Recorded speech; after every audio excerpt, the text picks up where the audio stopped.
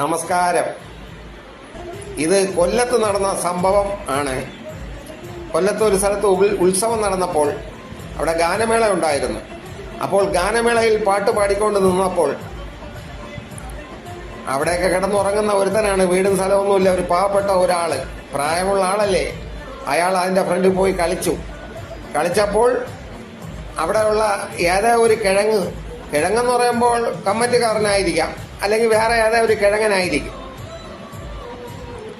അയാളെ ബാക്കിൽ ചെന്നിട്ട് കശേര എടുത്ത് അയാളെ തലയിൽ അടിച്ചു. അയാളെ പല്ലെല്ലാം പൊഴിഞ്ഞു പോയെന്നാണ് പറയുന്നത്. എന്തായാലും ഒന്ന് ആലോചിക്കുക, ഈ പാവങ്ങളെയൊക്കെ അടിച്ചിട്ട് ഇവനൊക്കെ എന്ത് കിട്ടാനാണ്? സാധാരണ ഗാനമേളയൊക്കെ വയ്ക്കുമ്പോൾ ആ പാട്ട് പാടുന്ന ആൾക്കാർ പറയും, നിങ്ങളെല്ലാവരും ഒന്ന് കളിച്ചാൽ കൊള്ളാം, ഡാൻസ് ചെയ്യാൻ ആളുണ്ടോ, ചെയ്താൽ കൊള്ളാം എന്നൊക്കെ അവർ പറയാറുണ്ട്. അപ്പോൾ ഞാനും ഗാനമേളയൊക്കെ കാണാൻ പോകുമ്പോൾ ചിലപ്പോൾ നമുക്കിഷ്ടപ്പെട്ട പാട്ടുകൾ കേൾക്കുമ്പോൾ അറിയാതെ ചിലപ്പോൾ നമ്മളും ഒന്ന് കളിക്കും. അത് മറ്റുള്ള ആൾക്കാരെ ശല്യപ്പെടുത്താതെയാണ് കളിക്കുന്നത്. അഥവാ അവിടുത്തെ കമ്മിറ്റിക്കാർക്കോ ആർക്കും ഇഷ്ടമില്ലെങ്കിൽ അവരോട് ചെന്ന് ഒന്ന് പറഞ്ഞ് വിലക്കി വിടാം, ഇവിടെ കളിക്കരുത്, അങ്ങോട്ട് മാറിപ്പോണം, ഇവിടെ കളിക്കാൻ പറ്റൂല എന്നെല്ലാം പറഞ്ഞ് മനസ്സിലാക്കി വിടാം.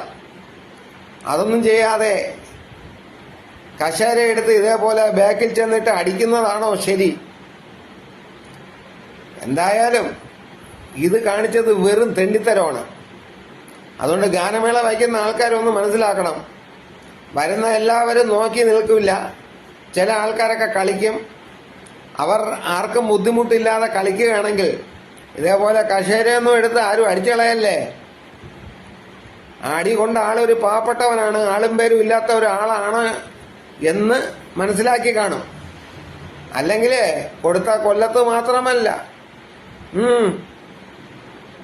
എല്ലായിടത്തും കിട്ടും എന്നും കൂടി ഒന്ന് ഓർത്താൽ നന്നായിരിക്കും എന്നാണ് എനിക്ക് പറയാനുള്ളത്. അപ്പം നമസ്കാരം.